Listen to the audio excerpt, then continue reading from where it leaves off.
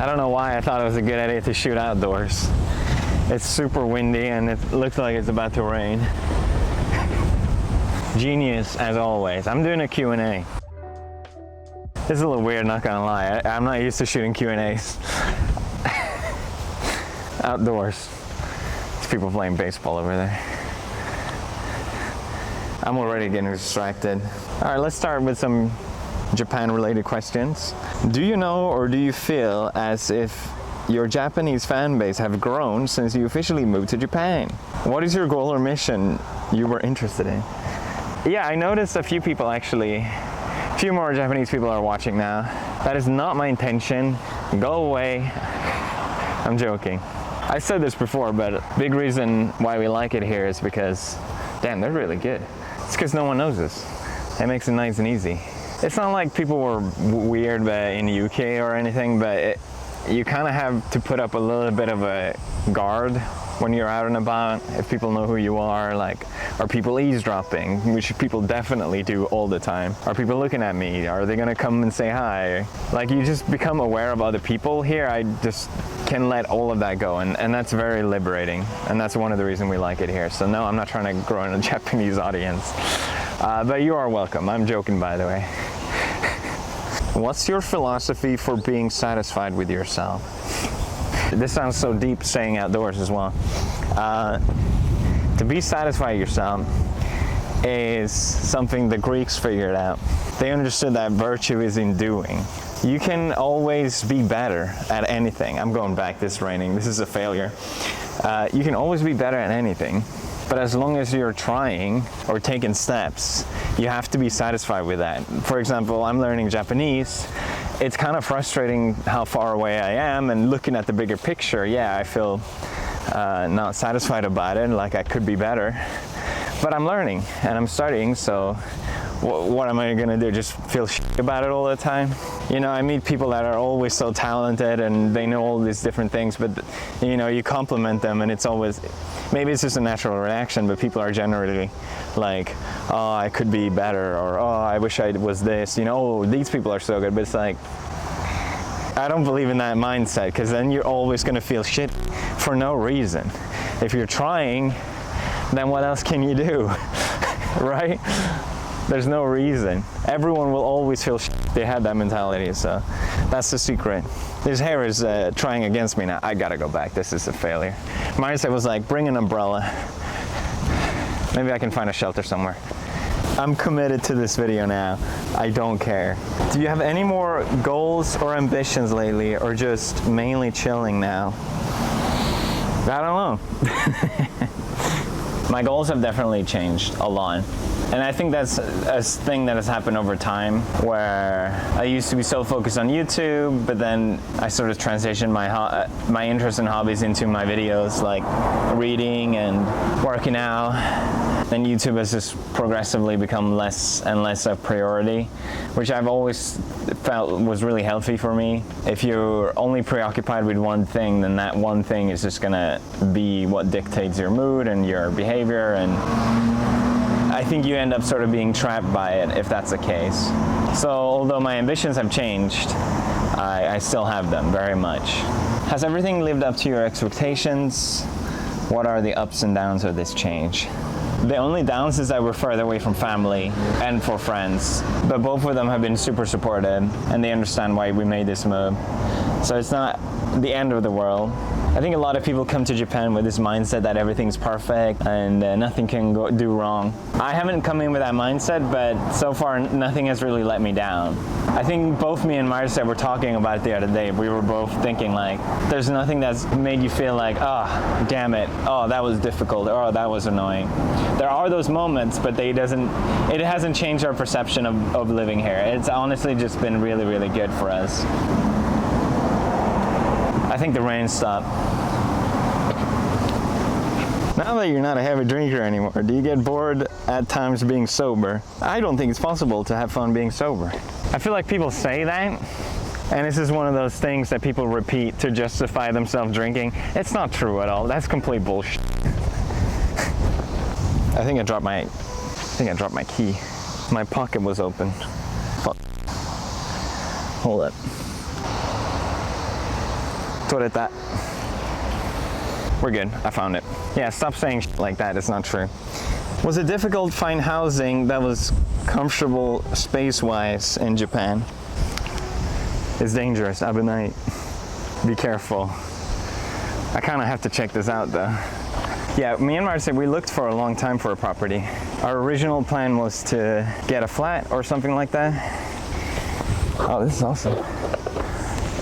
So we could rent it out and just come here as holidays, because we would visit here every year. But then we looked at a lot of places, and you've probably seen videos of people doing tours of like their mini Japan house. Emma Tokidoki has a really famous one where she can touch both sides of her walls. So super cramped.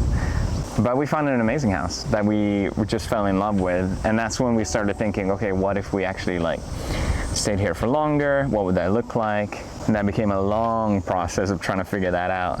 But yeah, if you're moving here, you're likely to having to adjust to a much smaller space. But then Japan, or at least Tokyo, is kind of built around going out, you know, there's restaurants everywhere, there's services everywhere, there are things to utilize. If you're meeting up with friends, I mean, you don't typically go out to people's houses, you go outside to a restaurant where they have a comfortable space for you. So, you know, it's built around that problem, I would say. How do you take criticism and similar situation whenever you give a controversial opinion on a video? In my perspective, you remain in a positive mindset no matter what anyone says.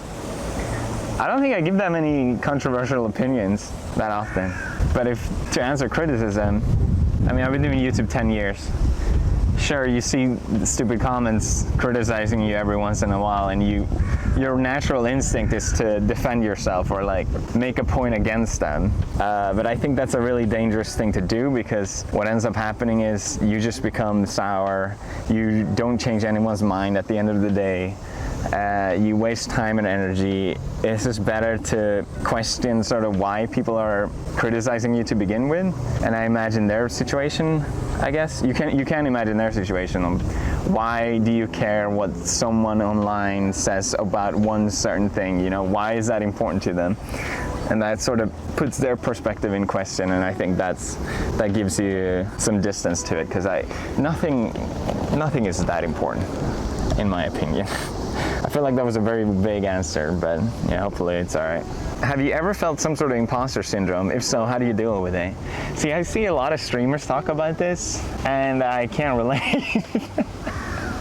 I know that makes me sound like the biggest douchebag. I think I got so much validation from you guys and other people that I never question it. If anything, I got too much. I have too much confidence in a lot of things. But I try to embrace that, honestly. I don't like feeling shit about myself, okay? When I had 50 subs, people were going like, oh, you're gonna become big. And I was like, yeah. Fuck yeah, I am. But I was very secretive about my ambitions, you know? I never said I kept imagining like, what if I became like the biggest channel in Sweden? That would just be like, insane. But I never said that out loud. I don't know, I'm the kind of person that I don't like to say my goals out loud. But because people are so supportive, I never felt it, so I just listen to people, okay? At least the ones that say nice things. I'm gonna have to go a little further away for this question. Oh God, can I do this? This is awesome.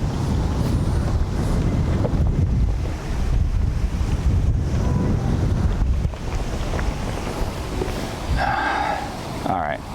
I heard that Japan has one of the most xenophobic cultures, but from your vlogs, it seems like they're all nice. Why the misconception? I'm not saying it doesn't exist, but watching other people who lived here longer, I've watched a lot of interviews, and a lot of people say is that as long as you follow the social rules here, and there are many hidden social rules of how you should behave and conduct yourself, which can be a bit daunting, but you get the hang of it. As long as you follow that, they treat you like anyone else. I really believe so. That, again, that's not to say it doesn't exist. But another point to that is hearing so much about what this country does poorly, like about women and xenophobia and other issues.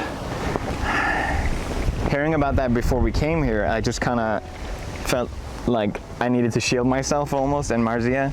like braced for something bad to happen, and every single time I was just proven wrong with my negative pre-notion of things. So I just decided that yes, I'm aware there are bad things in this country, trust me, but I'm not gonna let that dictate my mindset on things, if that makes sense. I think that's just a waste of energy. If you assume the worst, I think the worst will happen as well. That seems a bit like victim blaming. I don't know. This fucking wind, man.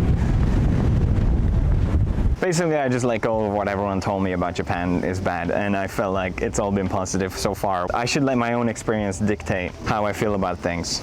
Now that Mr. Beast has 100 million subscribers, congrats. Do you think he will ever pass you? What do you think of it? Yeah, he definitely will. Come on, I've been retired for like 2 years now. I can't wait for it to be over. His fans are infiltrating my comments. I guess I'm getting a taste of my own medicine. That's all right, he definitely deserves it. I hope he does it. Will there be more book reviews? A lot of people ask this. Honestly, when I first moved here, I refocused all my energy on learning Japanese before I did both, reading and studying, because I think those are activities that, you know, they're fun, don't get me wrong, but they still take a little bit of effort to get into. But yeah, I finally started prioritizing reading a little bit as well, because I don't want to lose that. So yeah, there will be more coming up. I've always been in awe how you keep your Swedish traditions, even when you haven't lived in Sweden in a long time. I mean, I grew up there, I lived there 20 something years. It leaves an impact on you whether you like it or not. Have you ever forgotten parts of the Swedish language, even the tiniest bit? No. Well, sometimes I doubt myself with like slang. I'm like, do people say that anymore? And you feel kind of boomery. And sometimes you get stuck on words and you start speaking a bit Swinglish, but no, I speak to my parents every week. It's never an issue. I should probably read more books in Swedish now I think about it. That would probably help. I do feel more versed in English at this point, which is kind of odd. Even when I speak to Joel, roomie, we both usually speak English to each other, and then we catch ourselves and we're like, oh yeah, we could speak Swedish right now. And then we switch, and we're both kind of like, but I wish we were speaking English, it's easier. Because he's in a similar situation as I have, lived abroad a long time.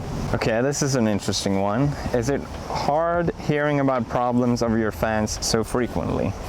Across so many platforms, I see and hear people say they wouldn't be here without XONC streamer or YouTuber. Yeah, people are very open up to strangers online. It's interesting. Do you think this contributes to the pressure of creator burnout, the feeling of fans depending on me so I can't stop? Does it make me seem like an asshole if I say no? It's hard to believe comments like that, even though it is flattering, in a sense, to know that you helped someone. But I find it hard to take it seriously. I don't know why. Like, how much can someone's video do for someone? I don't know. But I also get it. It's a person you connect with online, in a sense. To answer the question about what causes burnout, though, I think it's like as if you have a job and your evaluation is constantly quantified and compared to everyone else you're working with. And then there's this large group of people that follow it intently. It makes you feel like you always have to perform no matter what. And you do also have to do that based on the algorithm. You know, my videos have definitely decreased since I stopped uploading so much. So there's always that lingering pressure of doing more. I think a lot of people said this, like, you make a video, you work hard on it, you upload it, and there's not much time to savor until you need to produce another one, and then another one, and then another one. And that goes on forever as long as you're a YouTuber. And I think that gets too much for many people. It has for me in the past, when I was shooting a TV show in LA and trying to make vlogs at the same time. It was too much for me. I felt like I wasn't having fun anymore. In watching your latest videos, it really feels like you took the lessons from philosophy and studied and found liberation, peace, and happiness. Looking back now, which works do you feel had been the most influential in helping you attain your present state? The first sort of philosophy that I read was Buddhism, and it kind of opened my eyes to self-control, and that felt very empowering to me because I never even thought about it before, you know. Why should I purposely abstain from something if it gives me joy, I guess? You know, and that taught me habits on improving my health, working out. But I think the most influential work is definitely the Greeks. I used to so often get frustrated and so often get, I guess, a little sad, over things. And I really don't anymore. And I almost felt like that makes you crazy or psychotic or psychopathic. I feel like it's more, you still feel those things, but then you question yourself, why is this so important to me? Because a lot of times I think we get worked up over things that in the grand scheme of things really don't mean a lot. You lose your keys, you get upset, because obviously that's annoying. But then you think, what's the worst side of this, you know? Is this gonna radically change my life in a negative way? No. And those kind of small things happen all the time, and I think sometimes I even fast forward my thinking and think, okay, am I gonna care about this tomorrow? A lot of times the answer is no. So why should I let it ruin the moment now, you know? And I think that sort of mindset helps keep a more stable mind. But I think it also works for harder things with loss and bigger issues as well. Again, stoicism being about things you can't control and what you can't control. I haven't experienced anything like that, so I'll have to put my virtue to test when that time comes. But I think the general gist is that nothing is that important. We think things are important, and other people tell you things are important, but they're not. Why your channel is not growing faster? Shit. Fuck. Yeah, I'm not uploading as much. I was thinking even if I should make a new channel or something, because people come to my channel and they're like, why does he not have more? But again, it's not that important. It doesn't matter. I don't feel like I need to prove myself to anyone at this point. What age do you feel you really start to care about your health? I kind of answered this. And what motivates you to stick to a routine? I want to start getting healthy, but sometimes it's super hard to stick to a routine. Yeah, again, the Greeks understood this. Virtue is a habit. You make habits out of anything, and that can work both ways, creating good and bad habits. You know, you do one bad thing, you should be aware that, okay, well, I shouldn't turn this into a second time, because if you do it once, it's very easy to do again. But that works both ways, you know? If you start doing something positive for yourself, you can start building those habits. It's like what I said before, virtue is in doing, and that's why you shouldn't feel bad if you haven't reached a goal, in my opinion. But I understand it's difficult to get started. There's like the 30-day rule, right? You need at least 30 days to create a habit. I think that's someone figured out that's the sweet spot. So being aware of that, starting off, okay, I'm gonna do this for 30 days, or maybe just 2 weeks, I don't know. And then at that point, reevaluate, okay, can I keep doing this? What would I change? What would I do the same? I do that with my workouts all the time. You know, I'm doing 5 days a week now. Honestly, today I'm really tired, so I'm resting today. And I'm aware, you know, I'm not gonna do this amount forever, but I wanna keep going forever at some degree, so you change it up. I was wondering how it has been learning Japanese in Japan, the stuff you picked up and the things you want to learn, also unwritten rules that you've encountered. Yeah, you pick up a lot just from being here. It definitely makes it a lot easier. There's so many unwritten rules. One that I realized right away is that they keep money in like big wallets. You're not supposed to fold the money. I think that's it's supposed to be rude. I understand that, you know, you hand over someone a crinkled up piece of cash, it's not very nice. So you always keep them nice and neat, and you always have to hand things over with 2 hands. Otherwise it's kind of rude, which is something I never thought about, but now that I do, if I ever caught myself doing it, like giving something with 1 hand, I'm like, oh, that feels so sloppy, that feels so rude. It sort of comes naturally being here, and I think it makes sense. But yeah, learning Japanese, it's really hard. It's no secret I'm kind of struggling with it, but I'm doing my best. So what can you do? I heard that, is it hard to live abroad for so long from your immediate family? How often do you and Marta get to see them? Right now we can't see our family because Japan is still very much closed. I hope my family can come, hopefully before the end of the year. I think that would be really nice. They're really looking forward to it as well. So that will be super fun to show them around Japan and why we like it so much. My dad's been here before. But that is, yeah, that's the biggest downside from being so far away. Especially since me and Marta have already both lived abroad for so long, 9 years at this point. It feels really, really shitty to move even farther away. But again, my parents have been so supportive, they totally understand. Do you think Japanese people are pretending to be polite to non-Japanese, just mentioned by other YouTubers? I think you mean video Chris Broad did. We was talking about this. I don't really understand, to be honest. I don't think I've been here long enough to get the nuances. I do think people can misunderstand Japanese people a little bit as sort of one-sided because they are so polite. You know, they might not say it, but they do have opinions and thoughts, you know. We all do. They're maybe not just as upfront about it as people in the West generally are.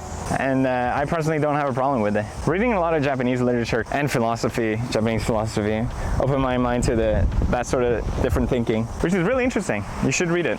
You should read, read some Japanese literature. They're amazing. And I think that gives you a better idea of the mindset. Because yes, meeting people for the first time is going to be very surface level.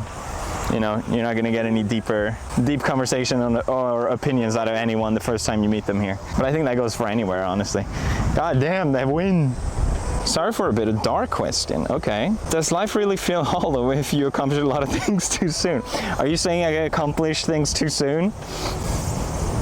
Do you believe that life should be a certain way? Or do you think it happens for a good either way, so it doesn't matter? I don't know if it's necessarily good, but what happens, happens, and what can you do about it? Man, everyone's talking like I've given up or some shit. I got so many ambitions. There's so many things I want to do. They're just not YouTube related, you know? And I'm really glad I got out of that bubble, because I don't think it's healthy. All right, we're getting dark. Pews, this may seem morbid, but have you ever thought about death? Not suicidal or anything, but have you just sat there thinking about how scary and terrible dying actually is? I've been having these thoughts whenever I go to sleep sometimes, and I'm never able to fall asleep and just use my phone to sleep. It's getting really bad, and I don't know why it happens. I know I'm not depressed and I have a really good life with the family and friends and stuff, but I get really scared whenever I have these thoughts. I'm just wondering if you've experienced something like this and if you ever have done anything about it. Yeah, for sure. I remember the first time was when I was like, I don't know how young I was, but we were watching a science program, and they were talking about how the sun is going to explode at some point. But you shouldn't worry about it because that will be long before we're all gone. But I'm like, but what happens to humanity then? That's so scary. I used to have this problem as well that you're describing, and I'll tell you how I dealt with it. I used to think that if I make like a name for myself, then, you know, my life will have some sort of meaning or value, which is not true at all, by the way. That it doesn't work like that. I'm the kind of person that loops thoughts a lot. I overthink a lot of things, and what you described is definitely a topic that I've thought about a lot as well. And I think it got to a point where I thought about just confronting it. So I meditated on it. I know this sounds kind of cringe or silly, but I deeply meditated on it, and it made me feel exactly like you described. And I was trying to push myself to really feel the worst part of it. I remember even the bones in my body was shaking. I was feeling everything all about this. I was thinking just like the most morbid and dark and most nihilistic thoughts I could think. And then I thought, okay, well, if this is the worst I'll feel, or at least as close as I can simulate, then it can't be that bad. And I decided I was just going to be okay with it. I would realize I'm not going to waste my life worrying about something that's inevitable anyway. I don't really see a point in doing that. But also another part of Stoicism is you live really close to death every single day. I mean, I still think about it a lot, but it's about using it as a positive tool to not let it overcome you in fear like you're describing, but instead motivate you to do what you want to do, motivate you to be less regretful or fearful with your decisions. Because at the end of the day, it doesn't matter, as much as you think at least. And that can seem quite dark to think about, but it's also extremely liberating to think like that. I said this on stream a while ago, but I also made this decision at that point where I wanted to live my life to a point where if I were to die at any point, I would feel satisfied. And I think it took a lot of decisions and thoughts to get there, but I feel like I think about that a lot actually at the end of the day or in the morning. And I do feel it, which is very liberating. And I hope you guys can get there too. As someone who appreciates good cable management, how did you not notice the mess of cables that's seemingly everywhere when you go outside of Japan? Well, they're not here, but yeah. I think a lot of it looks very pretty. But I'm not gonna lie, there are some roads that look horrendous because of all the cables. It's not like it's so perfect everywhere. If you wanted to go a little philosophical about cables for a minute, I think there's something about it feeling like it's been dealt with, I think. If I see a bunch of cables that are just messy, I feel like that needs to be dealt with. And if you do, then it's just done, you know? You don't have to worry about it again. That's what I see. So seeing the cables here, they don't look messy. There's a lot of them, obviously, but they look tidy up because, you know, someone put them deliberately in a certain place. I think you can sort of trick your brain into thinking that you've dealt with a lot of things. Kind of like the question earlier about death. If I ever have those kind of thoughts again, I can go back and say, no, I already addressed this. I think it's the same thing when you kind of have a lot of stuff to do and it's on your mind and you get stressed out because you're constantly thinking about it, but sometimes you just write it down, and even though you haven't done anything, you still feel like, okay, I've dealt with it. I think it's the same sort of principle. Your brain can be kind of an asshole, so you got to trick your brain sometimes into thinking that you've done certain things even though you haven't, because you literally can't. Was I talking about cables? What's it like being famous for basically your entire adult life? How has it affected relationship and such? Is that the cops? I'm getting out of here. Yeah, there's no secret I don't like being famous. I'm too awkward and introverted, okay? It does make relationships, not relationships necessarily, for me at least with Marcia, I think I was lucky, but friendships can be awkward because of it. I actually feel like I developed a weirdly good skill at understanding people's intentions just based on YouTube. Because when I started off YouTube, I was very naive, thinking everyone had the best intentions when they did not, absolutely not. And I met a lot of rotten eggs during my time. But I don't know why, because I'm so socially awkward in a lot of ways. But for some reason, I'm really, really good. And I feel confident saying that I'm really good at reading people's intentions. That's just a skill that you learn. But it can be really awkward to navigate, I think. A weird story I was remembering about the other day was when I was being interviewed for one of the first times. That was like a live stream. And I was over the moon, you know? I came into this interview, I was like, oh, people, they want to interview me. That's so cool. I'm so flattered. And it was a great interview, you know? They were actually really nice to me. And I was so stoked and happy afterwards. I was like, oh, that's so cool. But then I watched the full clip, you know, the full live stream. And their intentions were actually to make fun of me at the beginning because they didn't like some upcoming YouTuber, I guess. I don't know. They had like a bad perception of me. But it never crossed my mind at all that people would have bad intentions like that. And yeah, I guess they changed their minds when they met me, but that's the way it goes when you're someone that people know. You know, people have different opinions about you even before you met them, and that's gonna happen no matter what. But I actually liked how I approached that. I didn't change anyway because of it. I hope I can keep doing that.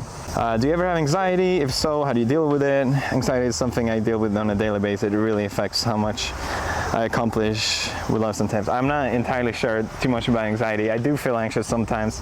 The best thing you can do is working out. I think that's part of the reason why I like it so much and why I do it probably more than I need to. It's the best tip I can do. I try to always be analytical with my thoughts. You know, why am I feeling a certain way? Why am I like this or like that? And sometimes I don't come up with an answer. Sometimes your subconscious have just, I don't know, you're feeling overwhelmed for whatever reason, and it's hard to pinpoint exactly what that is. And I think that's when exercising can really just help you clear your mind and reset your brain for the day. Every single time I feel anxious and I work out, I feel better afterwards. So it's something I take a lot of joy in. Cool, that was all the questions. Thanks for watching this Q&A, guys. See you in the next one. Quick word from sponsor. To celebrate me moving to Japan, Opera GX, the greatest browser of all time, has made a surprise for me. With OpenGL errors, apparently. I think that's actually on my end. We got the PewDiePie bed. This is how we arrived in our private jet that has a pool. Oh, this is the team that built it. Sick. So Opera GX has this thing called the Gamer House or something. It's so funny. I love it. So they built me one in Minecraft. Oh, my recording studio. Let's go. Yes, it's like I'm walking in on myself. Hey, you got the PewDiePie videos. Let's go. So a feature that is amazing and with the Opera GX is this change of themes, which you can change. Oh, that's so cool. They work. How did they do that? You can change your theme of your browser and they all look sexy as hell. I would recommend the PewDiePie one, which you can use by downloading Opera GX in the link in the description, but they have a ton of other cool stuff as well. This is so cool! All right, where does this go? Oh, of course, another great feature about the Opera GX is the sidebar. You want to use Spotify? One click away, baby. It's always there. You want to use Discord? One click away. Twitch? One click away. WhatsApp? Always there. It's super convenient, honestly. Game changer. I feel like other browsers are starting to copy it, but they are on top of Opera GX is on top of all the new features. Love it. Love the sidebar. This is how hot your CPU will be without GX control. Oof. Do you hate your computer or something? Why are you letting your computer suffer for no reason? Just activate GX control, baby. You can limit your RAM usage. Hot tab killer, amazing feature. Find out which tabs are the ones that take up the most of your computing power. CPU limiter as well. Incredible feature. Oh my god, Sven! And Dark Sven. Oh, what is that? You made it all the way to Japan! Yes! Oh, you guys get your own big screen. Oh my god, it's Jurgen! Yes! You made it all the way to Japan! I got my Japanese cars! GX cookie cleaner. Oh, we got a sushi conveyor belt. I love it. Let's clear those cookies. Yeah, get those cookies cleared. GX. Oh, nice. Should we play? It is not super necessary, but goddamn is it nice that it's there. Let's check out the GX corner, baby. So we have the ability, of course, to turn dark mode on or off. Whoa, what's gonna happen? Oh, sick. Hey, we got the PewDiePie Opera GX theme. Beautiful. One of the finest looking one, if I say so myself. They also have the ability to force dark mode. Some websites are sociopaths and they don't allow dark mode. Opera GX says no dark mode. Protect gamers' precious eyes. They also have a feature to check out my latest videos if you use the link in the description. That latest version of the download will have an animated theme as well, so definitely check that out. So if you already have Opera downloaded, I recommend checking out the animated theme. They have a ton of great animated other themes. The game suggestion feature, I personally found a ton of great games through. And people ask, hey, how did you find this game? And I'm like, it's a secret. It sounds like such a fake commercial. It's actually true. It has happened. That's such a cool idea. I love this. Thank you, Opera GX. I highly recommend checking out. Link is in the description to download. It's available on your phone as well, which I recommend as well, because it's really easy to send files through your phone. They didn't show that, but they have a feature where you can share files from your phone to your computer super easily if you have the browser. And that's the end of this sponsored segment. Believe it or not, this was a sponsored segment.